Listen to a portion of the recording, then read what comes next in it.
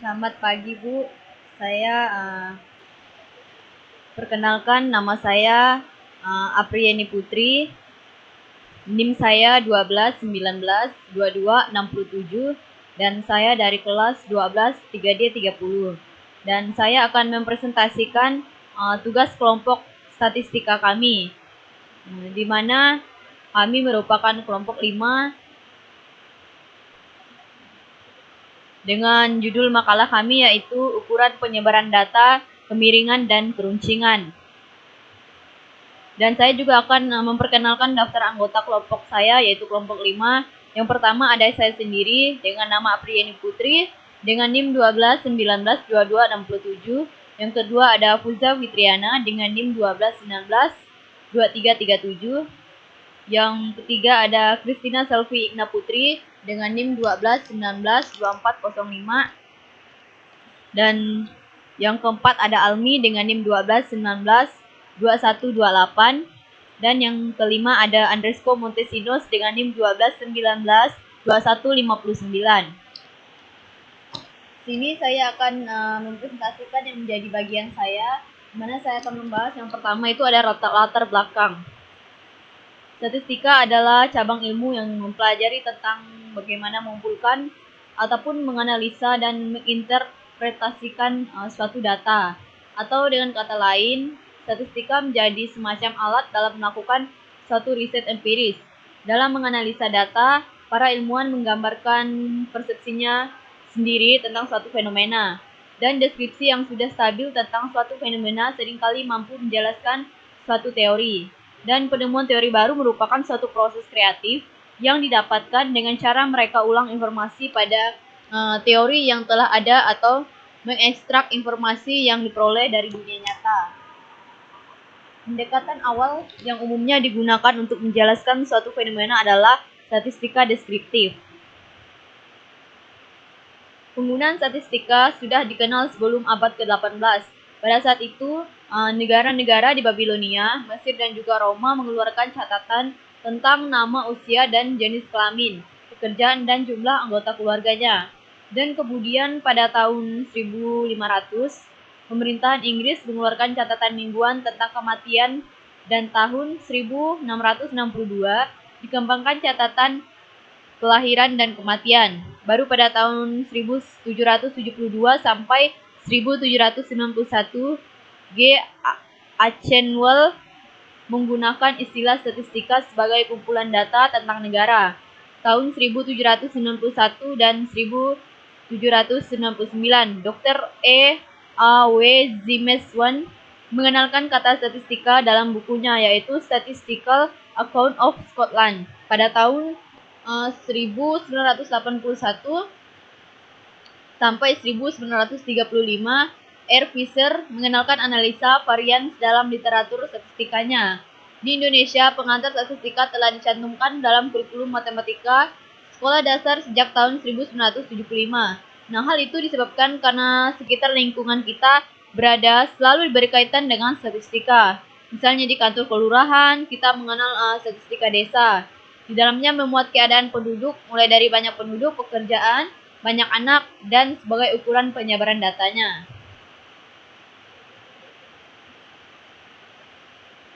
Dan selanjutnya, saya akan membahas tentang rumusan masalah pada makalah kami. Yang pertama itu adalah dalam penulisan makalah ini, kami mencoba menguraikan sedikit rumusan permasalahan yang akan dibahas dari materi yang berkaitan dengan tema penulisan makalah, yaitu diantaranya itu ada pengertian statistika deskriptif, manfaat mempelajari statistika deskriptif, pengertian dispersi data, mengenal ukuran penyebaran data, kemiringan dan keruncingan, dan pengujian normalitas kemiringan dan keruncingan kurtosis dan skewness. Tujuan dan manfaat dari makalah kami yaitu tujuan dari penulisan dan manfaat ini guna melengkapi dan memenuhi salah satu syarat untuk memperoleh nilai UAS, yaitu ujian akhir semester pada mata kuliah statistika deskriptif. Dengan dibutuhkan makalah ini dapat membantu kita dalam memahami penganalisaan tentang data-data statistik dengan menggunakan software Microsoft Excel dan juga SPSS.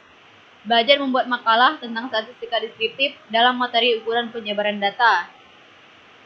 Nah, sekian yang dapat saya presentasikan yang menjadi bagian saya dalam presentasi video makalah kami, dan selanjutnya akan dilanjutkan oleh teman saya. Dan saya ucapkan terima kasih. Assalamualaikum warahmatullahi wabarakatuh. Perkenalkan, nama saya Fuza Fitriana. NIM saya 1219237. Di sini saya akan melanjutkan presentasi dari teman saya. Di sini saya dapatkan bagian pembahasan, yaitu A. Pengertian statistika deskriptif, yaitu teknik yang digunakan untuk mensarikan data dan menampilkannya dalam bentuk yang dapat dimengerti oleh setiap orang. Hal ini melibatkan proses kuantifikasi dari penemuan suatu fenomena. Berbagai statistik sederhana, seperti rata-rata, dihitung dan ditampilkan dalam bentuk tabel dan grafik. Statistika deskriptif dapat memberikan pengetahuan yang signifikan pada kejadian fenomena yang belum dikenal dan mendeteksi keterkaitan yang ada di dalamnya. Tetapi dapatkah statistika deskriptif memberikan hasil yang bisa diterima secara ilmiah? Statistik merupakan suatu alat pengukuran yang berhubungan dengan keragaman pada karakteristik objek-objek yang berbeda. Objek yang belum dikenal tidaklah mewakili populasi objek yang memiliki quantifiable fitur melalui penyelidikan. Namun demikian, keragaman bisa menjadi hasil dari keberagaman yang lainnya. Karena acak atau terkontrol. Pada ilmu fisika yang sangat berkaitan dengan ekstraksi dan formulasi, persamaan matematik tidak menyisakan banyak tempat untuk fluktuasi acak. Pada ilmu statistika, fluktuasi seperti itu dapat dijadikan model. Hubungan relasi statistik selanjutnya merupakan hubungan relasi yang menerangkan suatu proses proporsi perubahan stokastik yang pasti.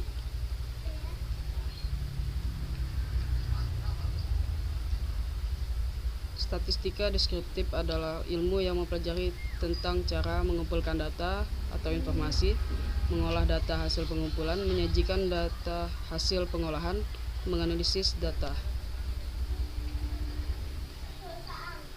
Selanjutnya di sini ada bagian B, pengertian dispersi data, yaitu perserakan dari nilai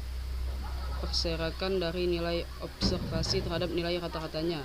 Rata-rata dari serangkaian nilai observasi tidak dapat diinterpretasikan secara terpisah dari hasil dispersi nilai-nilai tersebut sekitar rata-ratanya.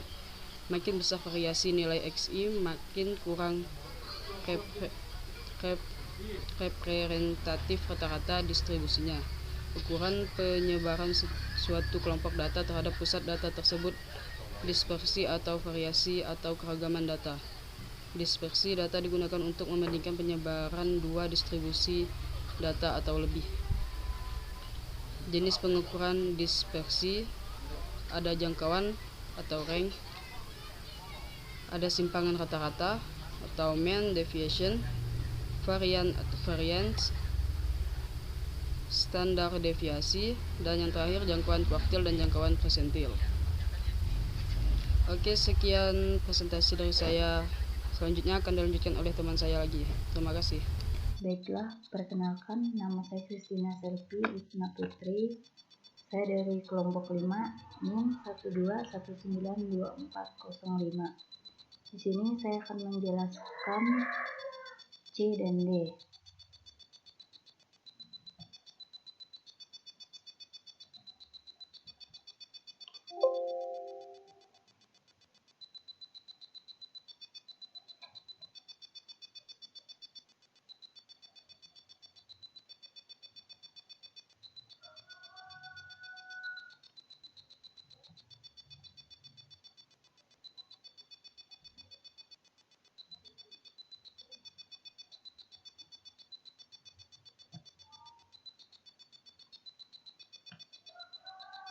Yaitu kegunaan ukuran penyebaran data.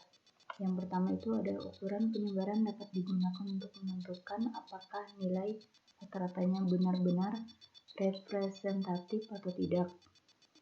Apabila suatu kelompok data mempunyai penyebaran yang tidak sama terhadap nilai rata-ratanya, maka dikatakan bahwa nilai rata-rata tersebut tidak representatif. Dan yang kedua, ukuran penyebaran dapat digunakan untuk mengadakan perbandingan terhadap variabilitas data. Dan yang ketiga itu, ukuran penyebaran dapat membantu penggunaan ukuran statistika, misalnya dalam pengujian hipotesis apakah dua sampel berasal dari populasi yang sama atau tidak. Dan yang D, kemiringan dan keruncingan data. Kemiringan distribusi data adalah derajat atau ukuran dari ketidaksimetrisan suatu distribusi data. Rumus untuk menghitung derajat kemiringan distribusi data yaitu rumus Pearson, rumus Momon, dan rumus Bowley. Baiklah, sekian presentasi saya. Selamat pagi. Baik, terima kasih. Saya akan melanjutkan yang E, analisa ukuran penyebaran data menggunakan MS Excel atau mikroskop Excel.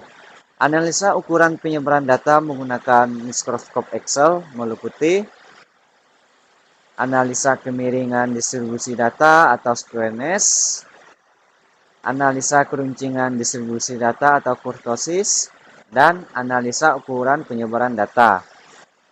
Analisa kemiringan distribusi data atau squareness yaitu squareness adalah derajat ketidaksimetrisan suatu distribusi. Nah, cara penulisan rumus squareness di Excel yaitu scale nomor 1, nomor 2. Nah, di mana nomor 1, nomor 2 berupa 1 sampai dengan 225 argumen yang kita ingin hitung skewness-nya. Kita juga dapat menggunakan array tunggal atau berreferensi ke array, bukan argumen yang dipisahkan oleh koma. Nah, yang analisa keruncingan distribusi data atau kurtosis adalah derajat keruncingan suatu distribusi. Cara penulisan rumus kurtosis di Excel yaitu first, nomor 1, nomor 2. Nah, di mana nomor 1, nomor 2 dapat berupa 1 sampai dengan 255 argumen yang ingin kita dihitung kurtosisnya. Kita juga dapat menggunakan array tinggi atau berreferensi ke array, bukan argumen yang dipisahkan oleh koma. Nah, yang analisa ukuran penyebaran datanya meliputi data statistik deskriptif. Ini akan dikemukakan cara-cara penyajian data dengan tabel biasa maupun distribusi frekuensi, grafis, garis, maupun batang, diagram lingkaran, histogram, dan lain-lain, dan menghitung ukuran penyebaran dan pemusatan data seperti mean, median, mode, standar, deviation, variage, kurtosis, standar, deviation, variage, kurtosis, squareness, range, minimum, maksimum, sum, dan count. Menggunakan Excel atau nilai mode tidak diketahui karena nilai umumnya. Nah, lanjut ke yang bagian